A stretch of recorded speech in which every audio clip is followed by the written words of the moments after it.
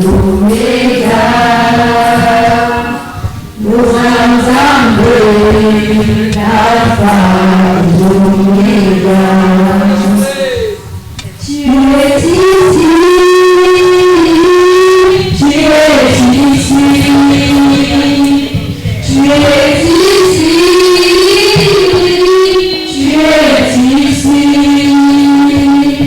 tu es ici, Alpha et Oméga, tu es ici, Alpha et Oméga. Tu es le roi, tu es le roi, tu es le roi, tu es le roi, tu es le roi, Alpha et Oméga, tu es le roi, Alpha et Oméga.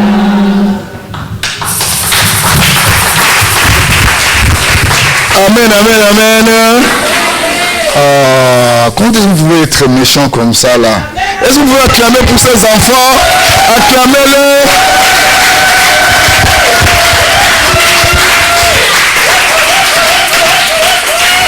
Amen.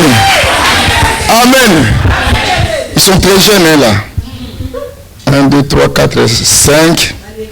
Alléluia. On va les élever. Au nom de Jésus. Alléluia. On va, nos enfants maintenant. Toi là, toi tu es problème avec moi parce que ta fille ne vient pas. Alléluia. Nous allons élever nos enfants. Amenez vos enfants. Regarde comment est-ce qu'ils chantent bien. Il y a des talents. Dieu va susciter tous ces talents-là. Alléluia. Et il va les réveiller. On va parler de l'église. Asseyons-nous.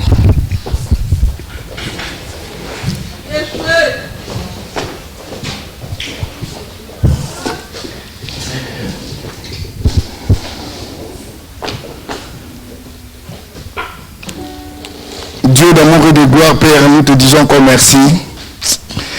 Toi qui nous as triés, Père, à travers les 4 coins de cette ville, pour nous réunir autour de ton Saint-Nom, Seigneur. Que ton nom soit glorifié, que ton nom soit magnifié ce matin. Père éternel, tu as dit que ta parole ne fait pas que guérir, ta parole ne fait pas que délivrer, mais ta parole construit aussi. Ta parole nous enseigne aussi. Ta parole doit nous éduquer. Ta parole doit nous fortifier. Et que ta parole, Papa, doit nous réconforter. Ce matin, Papa, au moment que nous allons tendre une oreille attentive à ta parole, Père, enseigne-nous ce matin, Seigneur. Car l'Église a besoin d'être enseignée, Seigneur. C'est pour cela, Papa, rends-nous sensibles à cette parole et à cet enseignement ce matin. Loin de nous, Seigneur, toute idée de voyage, de pensée, toute idée, Papa, de divagation et tout esprit, Papa, qui ne confesse pas ta gloire en ces lieux, dans le nom de Jésus, nous t'avons ainsi prié. Amen. Amen. Bien-aimés, aujourd'hui, nous allons parler de l'Église sous forme d'un enseignement. Aujourd'hui, je ne vais pas prêcher, je vais juste enseigner. Alléluia. Vous savez, l'Église, bien-aimée, ce n'est pas toujours les 4 murs que nous voyons. L'Église, c'est toi, c'est moi. Alléluia. Nous pouvons nous retrouver au bord de la mer. Ça sera toujours une église, la montagne du salut. Alléluia.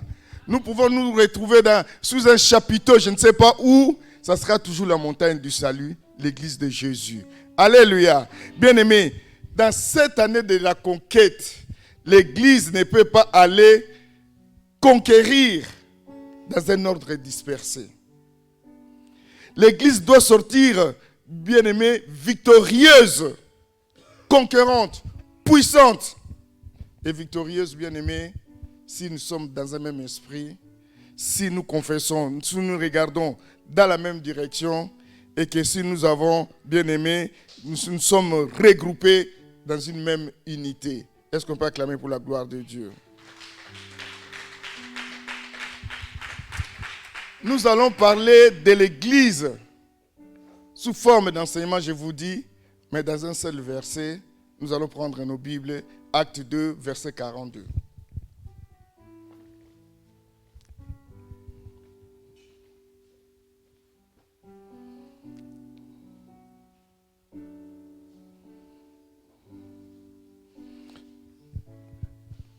Acte chapitre 2 au verset 42. J'espère que vous y êtes tous.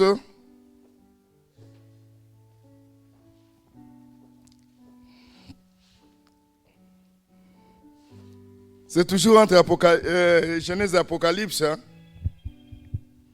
Ne vous trompez pas. Je lis au nom de Jésus. Il persévérait dans l'enseignement des apôtres. Acte chapitre 2, verset 42. La Bible déclare, il persévérait dans l'enseignement des apôtres, dans la communion fraternelle, dans la fraction du pain et dans les prières. Est-ce qu'on peut acclamer la parole de Dieu?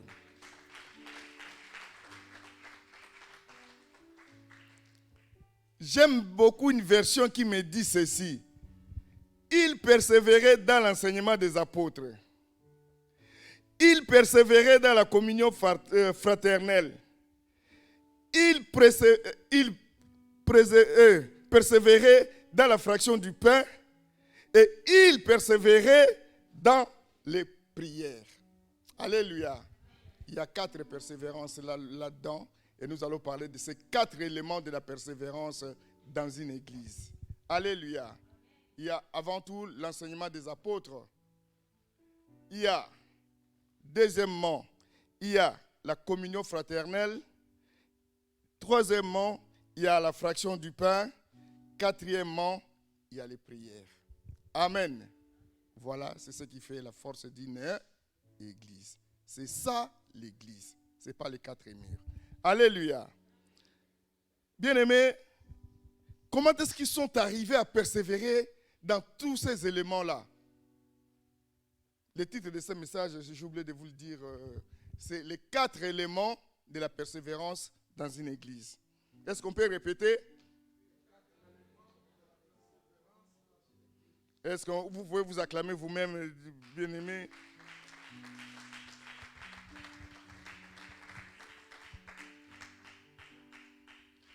Bien-aimés, les Juifs avaient l'habitude de monter à Jérusalem tous les ans. Ils montaient à Jérusalem pour des fêtes juives. Tous les ans, ils montaient à Jérusalem. Mais cette fois-ci, il y a eu un élément qui a perturbé leur voyage à Jérusalem. Il y a eu un élément qui va transformer leur vie à Jérusalem.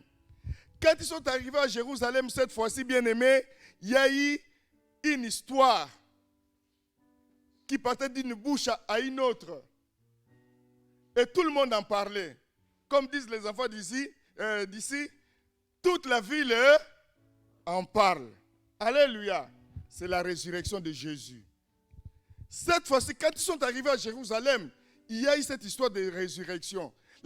Donc, on parlait de cet homme qui était mort sous la croix, qui était enseveli, qui est ressuscité et qui est vivant. Alléluia. Et tout le monde a tendu l'oreille. Qu'est-ce qui se passe? Qu'est-ce qui se passe dans cette ville? Pourquoi il y a un homme qui a été mort et qui est ressuscité? On commence à parler de cet homme, de Jésus, dans toutes les langues et dans toutes les bouches. Voilà. Ça devient curieux. Tout le monde voudrait voir cet homme-là. Tout le monde voudrait voir ce Jésus-là qui est mort et ressuscité.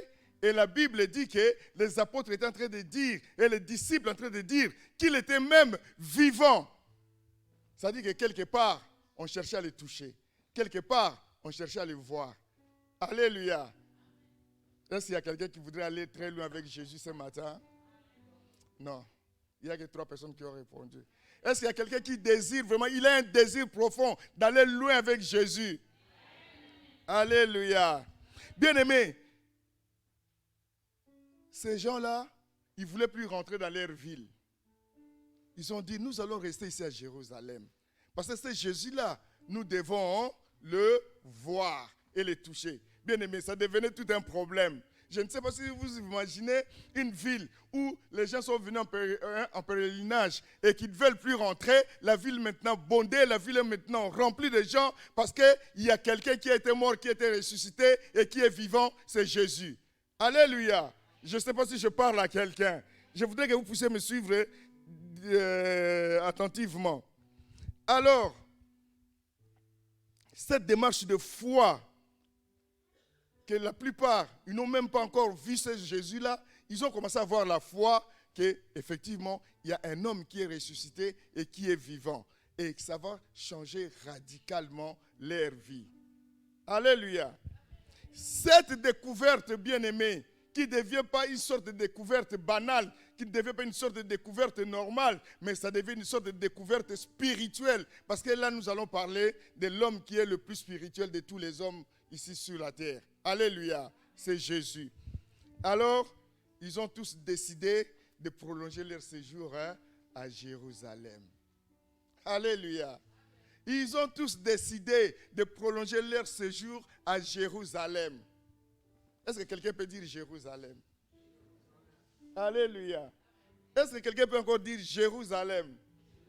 Donc, ils ont décidé de rester à Jérusalem parce qu'il y a un homme qui a été ressuscité et qui est vivant et tout le monde voudrait le voir. Alléluia.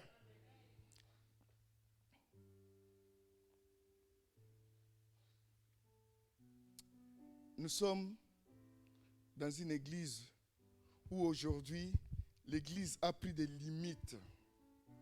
Alléluia. L'église aujourd'hui a pris des limites. Mais l'homme qui a dit, sur cette pierre, je bâtirai mon église, lui n'a pas de limites. Alléluia. Quand il a dit qu'il bâtira son église, sur cette pierre-là, il n'a pas limité l'église. Pourquoi l'église aujourd'hui devient limitée? Alléluia. Pourquoi l'église aujourd'hui devient limitée? Alléluia, nous allons parler de l'église, bien-aimé, ce matin. Aujourd'hui, là, vous allez comprendre c'est quoi l'église. Bien-aimé, il y a eu plusieurs questions qui se sont posées. Parmi toutes ces personnes-là dont la vie a été bouleversée, en apprenant que cet homme-là, Jésus était ressuscité. Qu'a-t-il fait? Qu'a-t-il dit? Comment faire pour le rencontrer, puisqu'il est vivant? Comment lui être agréable? Qu'est-ce qui fait que moi, il paraîtrait que les apôtres parlent même des baptêmes. Qu'est-ce qu'on doit faire pour être baptisé? Alléluia. Ce sont des questions qui se sont posées à Jérusalem pendant tout ce temps-là, pendant la résurrection. Il y a eu un bouleversement. Hein? Peut-être que vous ne vous imaginez pas, mais dans cette histoire-là, il y a eu beaucoup de choses. Alléluia. Mais sans que eux-mêmes, tous ces gens qui sont venus à Jérusalem, sans qu'ils sentent vraiment un besoin d'une église, parce que la synagogue était toujours là. Alléluia. Mais la synagogue, ce n'était pas encore pour un Jésus ressuscité. Alléluia.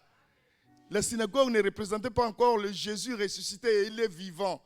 Mais tous ces gens-là qui ont commencé à croire, qui ont commencé à entendre qu'il y a un Jésus qui est mort, ressuscité, ils ont commencé à se regrouper entre eux. On ne parle pas de synagogue. Alléluia. Ils ont commencé à avoir une sorte d'idée de l'église. C'est là que l'église a commencé. Alléluia.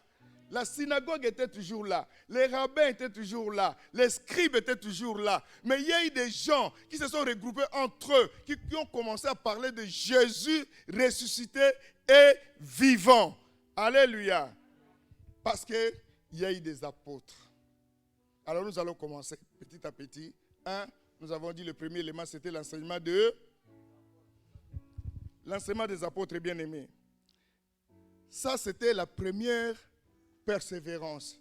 La Bible dit qu'ils persévéraient dans l'enseignement des apôtres. C'est-à-dire qu'ils se sont regroupés pour écouter maintenant les apôtres parler de cet homme Jésus. Pourquoi? Parce que les apôtres ont marché avec Jésus. Ils ont vu Jésus faire des miracles. Ils ont mangé avec lui. Ils ont chanté. Ils ont fait toutes les choses avec celui-là. C'est-à-dire qu'il y a les enseignements des apôtres.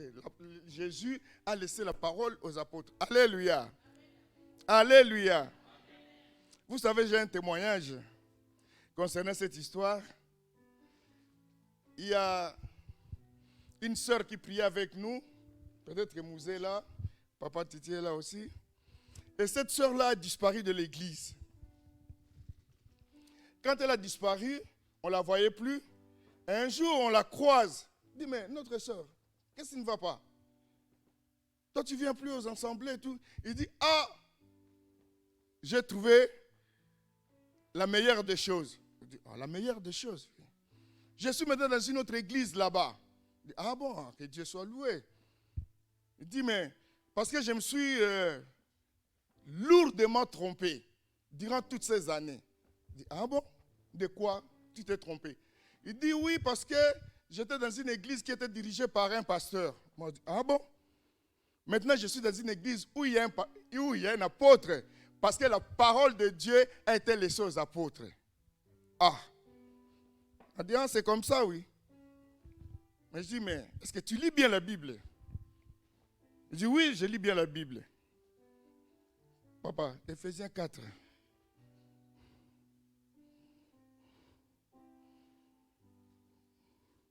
Éphésiens 4, versets 10 à 11.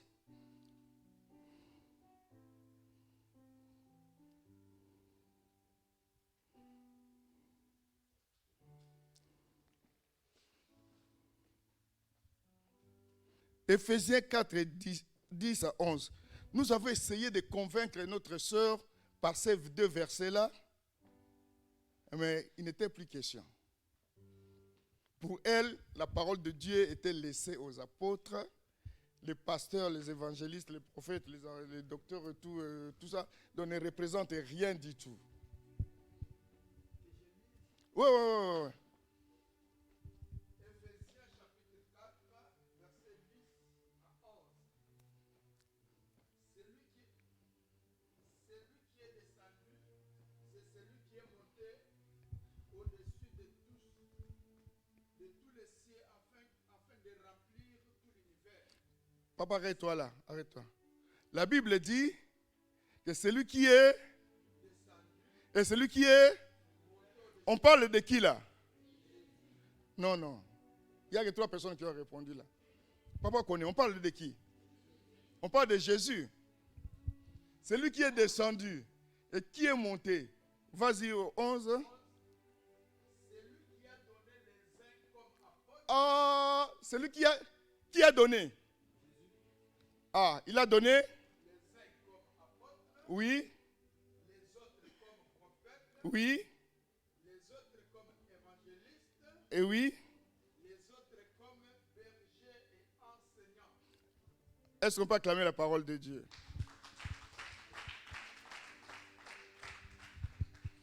La Bible dit que celui qui a donné, mais les 12 qui étaient avec lui, Dieu, la Bible dit que c'est lui-même qui les a quoi? Choisis. Il les a choisis, les 12. Mais les autres qui sont venus après, c'est Dieu qui a donné à tous le don de devenir des apôtres, des évangélistes, des pasteurs, des prophètes et des docteurs. Alléluia. Donc nous avons essayé de discuter avec notre sœur pour dire, écoutez, cette histoire que tu nous racontes là, ce n'est pas vraiment comme ça là. Regarde, il y a un verset qui parle actuellement de toutes ces choses-là. Elle ne nous a pas voulu comprendre. Écoutez bien aimés, ne confondons pas les choses. Si un apôtre a l'apostolat, c'est un ministère. Alléluia. Il peut diriger une église. Le pasteur, il a un ministère pastoral. L'évangéliste, il a un ministère aussi. Il y a 5 ministères. Alléluia. Comme les docteurs, comme les prophètes. Il ne faut pas mélanger les choses pour dire que non, moi je prie chez le prophète parce que Dieu parlait au prophète. Je vais prier chez l'apôtre parce que Dieu a laissé la parole. Alléluia. La Bible nous a été clairement dit qu'aux uns, il a donné le ministère d'être apôtre, d'être évangéliste, d'être pasteur, d'être docteur et ainsi de suite. Alléluia. Alors, ne confondons pas. Mais revenons à notre histoire dans l'église qui est une église primitive, qui est vraiment le début de contour de ce que nous appelons aujourd'hui église. Alléluia. Ils étaient autour des enseignements des apôtres. Mais les apôtres, avant de sortir pour aller enseigner, ils ont eu une promesse de Dieu. Cette promesse-là, c'est le jour de la Pentecôte, quand l'Esprit est descendu sur les apôtres et que les apôtres ont commencé à enseigner la parole de Jésus. La Bible dit, ne vous éloignez pas de Jérusalem. Attendez jusqu'à ce que la promesse vous vienne, que le Saint-Esprit descende sur vous. Alléluia. Avant cela, ils n'avaient pas enseigné. Avant cela, ils étaient dans une chambre haute en train de prier. Alléluia. Les amoureux de la Bible le confirmeront. Alléluia. Ce n'est que quand l'Esprit de Dieu est descendu sur eux, ils sont sortis. Et la Bible dit qu'au premier jour, Pierre, quand il s'est tenu debout devant la foule, il y a eu 3000 membres qui se sont convertis. Alléluia. Parce que l'Esprit de Dieu était avec eux. Les enseignements des apôtres qu'ils ont commencé à enseigner là-bas, ces apôtres-là, il fallait que l'Esprit de Dieu vienne à eux et que l'Esprit de Dieu leur donne la possibilité de rentrer dans l'Ancien Testament et tirer dans l'Ancien Testament tout ce qui a été prévu, tout ce qui a été vu, tout ce qui a été dit sur l'arrivée du Messie. Je ne sais pas si je parle à quelqu'un. Je ne sais pas si je parle à quelqu'un. Ce n'est que les apôtres qui ont montré, quand vous lisez bien les actes, que non, dans tel livre, par exemple le livre messianique d'Élie, on a parlé de la venue de Jésus.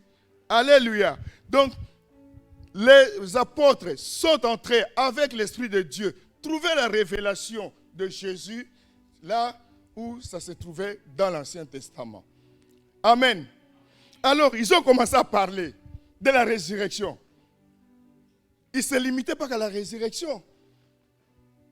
Ils ont voulu que les disciples auxquels ils étaient en train d'enseigner, ils deviennent comme eux, comme Jésus lui-même. C'est-à-dire qu'ils enseignaient la vie de Jésus, le vécu de Jésus, le miracle de Jésus et tout ce que Jésus a fait. Alléluia. Est-ce que je parle à quelqu'un ce matin? Mais la Bible dit qu'ils persévéraient dans cet enseignement. Ils étaient en train de persévérer. Ils étaient assidus. Ils écoutaient. Ils ne contredisaient pas les apôtres. Alléluia. Parce qu'aujourd'hui, on contredit tout. Il y a des fausses doctrines. Il y a des doctrines qui sont vraiment erronées. Mais qu'on trouve que c'est vraiment dans la parole de Dieu. Alléluia. Alléluia. Bien-aimés, ils ont commencé ce qui donnait une sorte de contour de l'Église. Tellement qu'il y a eu plusieurs multiplications des enseignements. Les gens ont commencé à se regrouper, non seulement dans des synagogues, mais ils ont commencé à créer des temples. Alléluia. Ils ont même commencé à créer ce qu'on appelle des églises de maisons. L'apôtre Paul le dira plus tard.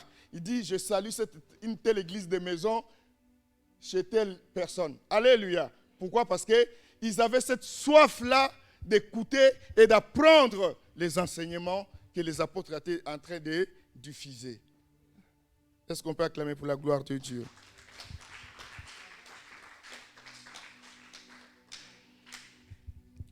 Bien-aimés, il y avait deux façons de comprendre cette persévérance-là. Il y avait la première, c'était les chrétiens qui étaient assidus à l'enseignement que donnaient les apôtres. Et la deuxième, c'était des chrétiens qui étaient attentifs à vivre chaque jour selon cet enseignement-là. Alléluia. C'est-à-dire qu'on écoutait les enseignements, mais on voudrait que cet enseignement-là, qu'ils les mettent en pratique aussi. Alléluia.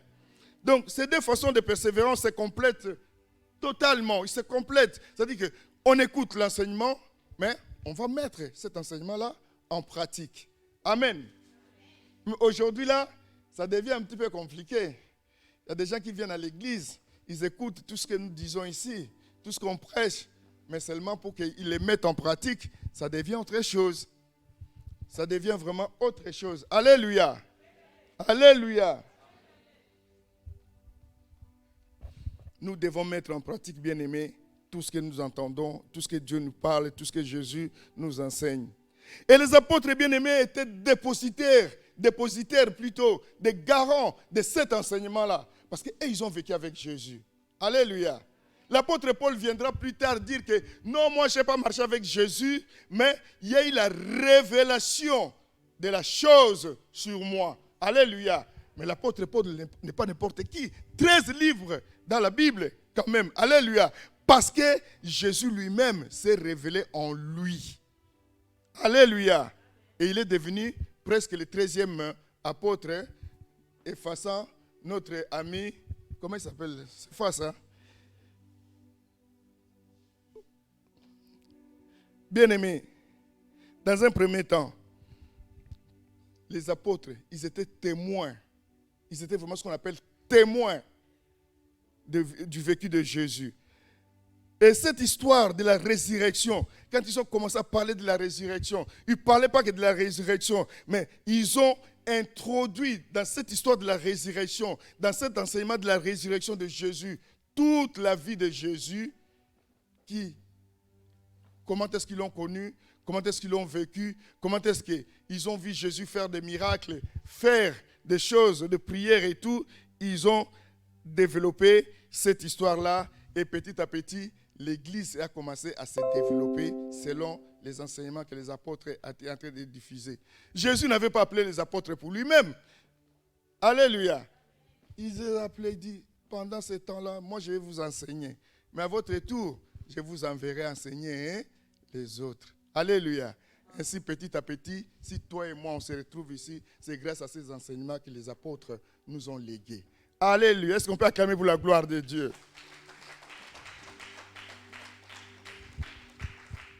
Les apôtres ont permis, parce que ça s'est chuchoté. Ah, cet homme, c'est qui est ressuscité? Mais les apôtres ont permis d'ouvrir les yeux aux nouveaux disciples et de connaître Jésus réellement ce qu'il était. Alléluia. C'est pour cela, bien-aimés, dans tout cela, le contenu de la prédication des apôtres, bien-aimés, c'est ce qui a fait qu'aujourd'hui, nous continuons à évangéliser, nous continuons à parler de Jésus parce que les apôtres nous ont laissé cet enseignement-là. Amen. En deuxième lieu, bien-aimés, il y a la communion fraternelle. La Bible dit qu'ils persévéraient dans cette communion fraternelle.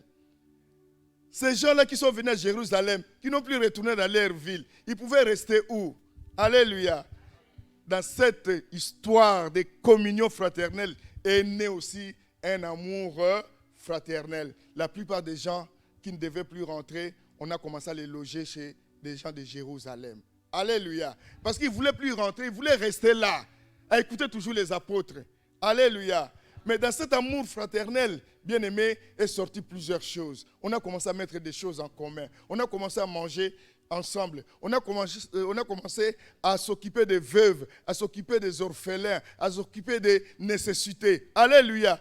Toujours dans cet amour de la communion fraternelle. Et, bien aimé, cette communion-là a commencé à donner un autre contour qui devient de plus en plus visible de ce que l'Église est aujourd'hui. Alléluia. Ces rassemblements, ces soucis, les soucis devenaient de plus en plus communs. Les préoccupations devenaient de plus en plus communes. Les joies devenaient de plus en plus communes. S'il y avait quelqu'un qui était en train de pleurer, tout le monde pleurait avec lui. Alléluia. Si quelqu'un était dans la joie, tout le monde était dans la joie aussi avec lui. Voilà la communion fraternelle. Ce n'est pas pour rien qu'on dit qu'il persévérait même dans cette communion fraternelle qui a débuté avec ce qu'on appelle un amour fraternel bien-aimé. Et dans cet amour-là et dans cette communion fraternelle, les nouveaux disciples, ils ont eu cet enthousiasme de se regrouper toujours ensemble. Alléluia. Ils ont eu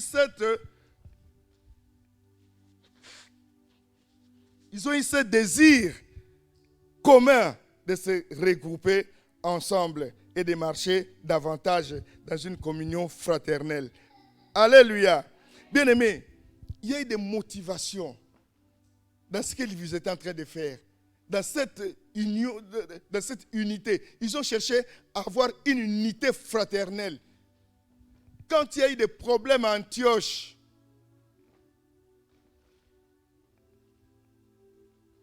quand l'apôtre Philippe est allé à Antioche, il y a eu des problèmes. Dans cet élan de communion fraternelle, les disciples de Jérusalem, ils ont envoyé des vivres, ils ont envoyé des vêtements, ils ont envoyé des gens pour aller secourir tous ces gens-là à Philippe. Alléluia! C'est dans cette union, dans cette communion fraternelle qu'est née petit à petit l'église que nous connaissons aujourd'hui. Bien-aimés, aujourd'hui là, l'église n'est plus dans cet amour fraternel. Tu vois ton frère à côté de toi qui n'a rien. Tu vois ta soeur qui a des problèmes, mais tu n'arrives même pas à prier pour lui. Tu n'arrives même pas à lui demander ce qui ne va pas. Tu commences encore à prendre ton téléphone pour appeler les autres dans des critiques, dans des songi, dans des commérages. Alléluia! Ce n'est pas de l'amour, bien-aimé. C'est parce que l'Église nous exige aujourd'hui. L'amour, l'Église aujourd'hui voudrait que quelqu'un qui a des problèmes comme ça, que nous puissions le soutenir dans un élan fraternel, bien-aimé. Alléluia! Je ne sais pas si je parle à quelqu'un. Parce que l'Église aujourd'hui est en train de se disloquer petit à petit au lieu que l'Église reste dans une unité fraternelle. Alléluia! Alléluia! Bien-aimé, la mise en commun de biens, c'était l'aspect de l'Église primitive. Ce que nous appelons le début de l'Église. Que tous les hommes, même les non-croyants, ont remarqué cela, bien-aimé. Ont remarqué que tous ces gens-là, ils ont une autre façon de vivre. C'est comme ça qu'est né le mot chrétien, parce qu'ils ont commencé à voir que tous ces gens qui se regroupaient comme ça, tous ces gens qui vivaient comme ça, ils vivaient selon Jésus et on les a appelés des chrétiens. Alléluia. Alléluia. Parce qu'il y avait le sens de l'hospitalité, il y avait le sens de l'amour, il y avait le sens de rester ensemble. Mais ils étaient tous à Jérusalem. Je vous avais dit, ceux qui ne sont pas rentrés dans leur ville, c'est dans Jérusalem qu'ils ont retrouvé cet amour-là dans les maisons des autres. Ils n'étaient plus devenus des étrangers qui venaient d'autres villes, mais ils étaient des leurs dans cette communion fraternelle. Alléluia. Mais petit à petit qu'ils se regroupaient, il y a eu la foi qui augmentait en eux. Alléluia. Et leur donner de nouveaux centres d'intérêt, d'autres besoins à satisfaire. Pourquoi ils prenaient cela dans un repas commun pour qu'ils restent toujours dans l'unité. Alléluia. Même leurs problèmes, ils devenaient communs. Leurs histoires, ils devenaient communes. Alléluia. C'était un aspect tout à fait de communion fraternelle. Bien-aimés, le troisième élément, nous allons aller très vite parce que c'est tellement bruit. Il y a beaucoup de choses à partager là-dessus. Cette communion fraternelle, bien-aimée, avait établi que le Saint-Esprit entre en jeu dans le partage et l'appartenance à ces nouveaux disciples. Bien-aimés, le troisième élément, c'était la fraction du pain. Amen. Vous savez, la fraction du pain n'est pas venue avec Jésus. Avant, les gens se rencontraient toujours dans l'Ancien Testament et ils rompaient toujours le pain. Alléluia. Et il y avait toujours cette fraction du pain entre eux. Mais quand les gens commençaient à se réunir, les premiers disciples, ils ont dit que non, il faudrait que nous commencions à partager aussi le pain et à le fracturer, à le fractionner pour que nous restions toujours dans l'unité. Mais cet élément va devenir non seulement un acte banal de fraction de pain, mais va devenir spirituel. Alléluia. Pourquoi ça va devenir spirituel? Parce que Jésus, en prononçant quelques mots dans la fraction du pain, a donné à cette fraction de pain un élément spirituel. Alléluia. Alléluia. Il a dit, chaque fois que vous le ferez en mémoire de qui? Alléluia. En mémoire de qui? Alors, les nouveaux disciples, quand ils ont commencé à comprendre que chaque fois que nous allons partager le pain, ce sera en mémoire de celui qui est mort, ressuscité et celui qui est vivant. Alléluia. Et ça prend maintenant un aspect qu'on appelle spirituel. Et non seulement avant, on pouvait partager le pain, c'était tout à fait normal, et après prendre le vin, c'était tout à fait normal, mais cette fois-ci, il y a un élément nouveau qui s'ajoute dans la fraction du pain, parce que ce pain-là, il devient le corps du Christ, et le vin devient le sang de Christ. Bien-aimé, cette fraction du pain, le nouveau disciple, en se regroupant, chaque fois qu'il le faisait, il pensait à 1 Corinthiens 11, quelque part, où Jésus dit, ce pain deviendra mon corps, et ce sang deviendra, le vin deviendra mon sang. Alléluia. Donc, à chaque fois que le nouveau disciple, dans cet élan de solidarité, dans cet élan d'unité, il partageait ce pain-là, il se souvenait que nous le faisons en mémoire de Jésus, mais l'acte que nous faisons maintenant, ce n'est plus le vin normal, mais ça devient le sang de Jésus. Le pain que nous partageons maintenant, ça devient le corps du Christ. Alléluia. Non seulement qu'ils ont cette idée dans la tête, mais ils étaient en train d'ouvrir ce qu'on appelle la nouvelle alliance avec Jésus dans cette communion et dans cette fraction de pain. Amen. Est-ce que je parle à quelqu'un? Je voudrais que vous compreniez ce que c'est l'Église. Ce sont des éléments qui vont vous faire comprendre et saisir ce que c'est l'Église. Et que maintenant, tu vas adhérer dans cette nouvelle Église que tu as compris aujourd'hui là. Alléluia. L'église n'est plus que les 4 murs que toi tu vois là, mais l'église c'est plus que cela. Alléluia. Maintenant qu'ils sont rentrés dans une nouvelle alliance, maintenant qu'ils sont vraiment avec Jésus, maintenant il y a encore un élément qui va s'ajouter dans cela, parce qu'à chaque fois qu'ils vont partager le pain, à chaque fois qu'ils vont boire cette coupe-là, bien-aimés, il y a la présence de notre Seigneur Jésus dans cette table-là. Est-ce qu'on peut acclamer la gloire de Jésus dans cette maison?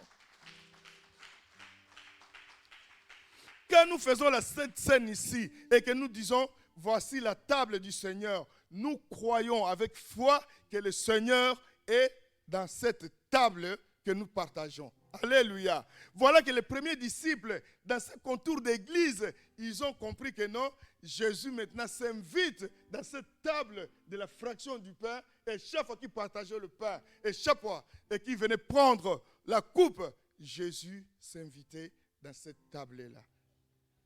Alléluia. Alléluia. Donc, rompre le pain n'était plus ce qu'on appelle un acte ordinaire, un acte tout à fait banal, mais ça devenait un acte spirituel où Jésus s'est engagé avec une nouvelle alliance avec les disciples qui sont venus récemment, qui sont venus à lui. Alléluia. Donc, le repas du Seigneur n'était plus ce qu'on appelle un repas normal. Donc, le repas du Seigneur, le repas qu'ils avaient avant n'était plus le repas normal, mais devient maintenant le repas du Seigneur. Amen. C'est ça ce qui fait l'Église. Toi qui n'es pas baptisé, comprends les choses. Pourquoi je ne suis pas baptisé? Pourquoi je participe pas à la Sainte Seine? C'est ça l'Église. Alléluia. Toi qui es baptisé, pourquoi tu ne viens pas? Tu as une culpabilité quelque part. Alléluia. Je ne sais pas si je parle à quelqu'un. La Bible dit qu'ils persévéraient dans les enseignements des apôtres, qu'ils étaient dans une communion fraternelle et ils partageaient le pain ensemble. Mais pourquoi toi tu ne partages pas le pain avec nous? Je ne sais pas, il n'y a plus d'amen. Hein?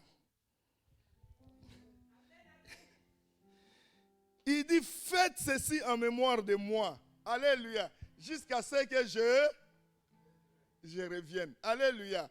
Toi qui ne veux pas partager le pain avec nous. Et tu attends Jésus qui revienne pour toi. Alléluia. C'est comme s'il était distrait, lui, il ne comprenait pas les choses, lui aussi. Alléluia. Non. Ça fait partie de l'Église. Et ça fait partie de la force de l'Église. Alléluia. partageons la Sainte Seine ensemble. Vous verrez que tu te mettras plus dans l'église. Alléluia. Je parle à quelqu'un. Je vois quelqu'un en train de fermer les yeux là. Alléluia. Acclamons pour la gloire de Dieu.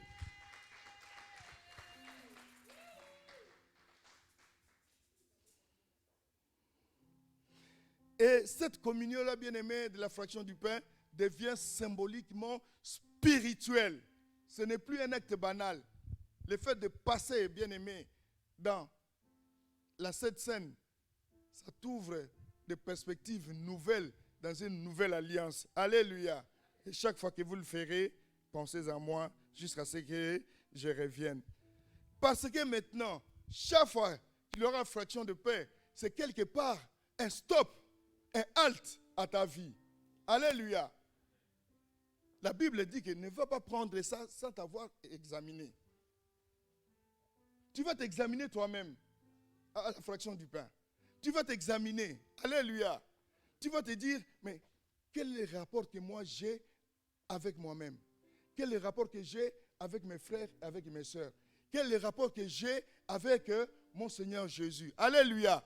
Ça dit que la fraction du pain, c'est aussi un stop à ta vie. Et ça va t'enseigner. Ça va te dire des choses. Ça va te reprocher. Ça va même t'encourager. Alléluia. Aller de l'avant avec le Seigneur. Si tu te comportes bien, si tu marches bien avec le Seigneur. C'est un halte. Mais ça fait partie de l'église aussi.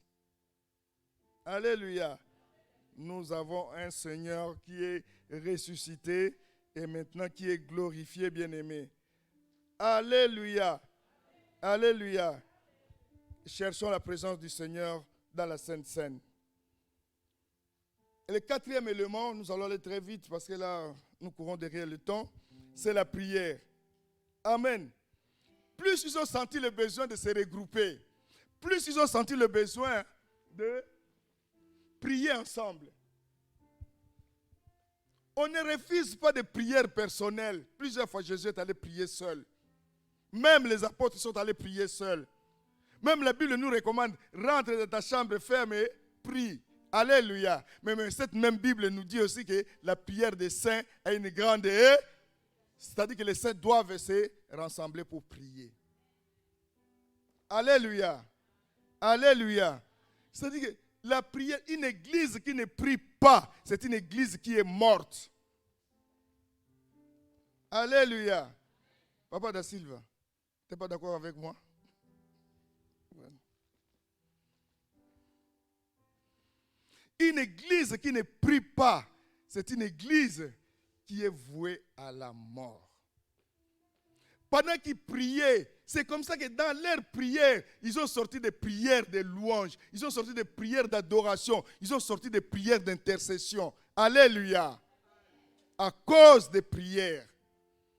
La Bible dit qu'ils étaient assidus à la prière. Il n'y avait rien qui pouvait les empêcher de prier. Et la Bible dit plus tard qu'il faut prier sans cesse. Et ils ont compris qu'il fallait prier sans cesse. Ils trouvaient toujours un motif. Voyez-vous, hein? Ici, là, il y a des gens qui trouvent des motifs. Hein? Ah, je dois fêter mon anniversaire aujourd'hui. Je dois fêter l'anniversaire. Quand je suis tombé là, j'avais mal au dos là. Aujourd'hui, c'est le même jour que je suis tombé là. Je dois le fêter. Tu fais un anniversaire. On cherche toujours une occasion de fêter. Mais les premiers disciples cherchaient chaque occasion pour se retrouver dans une prière.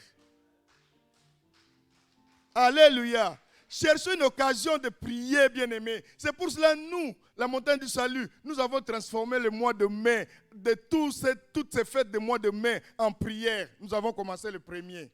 Ceux qui étaient là peuvent vous le dire. Nous avons des prières acharnées, des prières de bulldozer, ici, là. Alléluia. Demain, il y aura encore prière ici, là. Nous, avec le pasteur Abraham, on est là depuis... À partir de 10 heures, on sera déjà là, nous. Jusqu'à 18 heures. Alléluia. Le 18, on sera encore là. Le 29, on sera encore là. La prière doit devenir une institution, bien-aimée. Alléluia. Jésus en lui-même, il nous a montré comment est-ce qu'il faut prier. Et que je vois aujourd'hui les enfants de Dieu n'arrivent pas à prier. Ils cherchent des occasions pour fêter, mais ils ne cherchent pas des occasions pour prier. Un jour férié comme ça, là. Venons, retrouvons-nous ici, prions. Nous avons tellement plusieurs sujets de prière, bien-aimés, pour l'église, pour ta vie. Ceux qui ont des problèmes, venez. Bien-aimés, ils se retrouvaient. S'ils ne trouvaient pas où aller, ils allaient dans une maison quelque part. Dans la maison de frère Junior. Aujourd'hui, nous allons nous retrouver là-bas pour prier. Alléluia. Dans la maison de maman bébé, on va se retrouver là-bas aujourd'hui pour prier. Rien que pour prier, pas pour fêter. Alléluia. Alléluia. Donc, la prière, c'est une nécessité. La prière était devenue ce qu'on appelle une source pour une église. C'était le 4e élément bien-aimé. On pouvait encore aller plus loin. Ils priaient dans des temples. Ils ont commencé à créer des temples pour prier, pour se rassembler, bien-aimés. Et les temples de Jérusalem aussi, ici rendaient régulièrement.